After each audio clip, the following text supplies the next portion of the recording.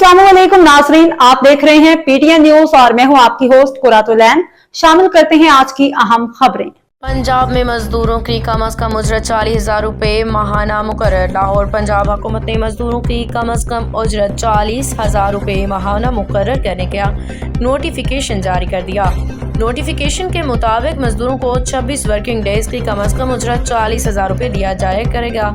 वज़ीर लेबर और अफरादी क़ुव्वत पंजाब मलिक फैसल अयूब खोखर की जानिब से जारी नोटिफिकेशन में कहा गया है कि 8 घंटे काम करने वाले 1538.46 रुपये उजरत दी जाया करेगी। अपने एक बयान में उन्होंने कहा कि पंजाब हुकूमत मजदूरों की फलाह बहबूद के लिए काम कर रही है।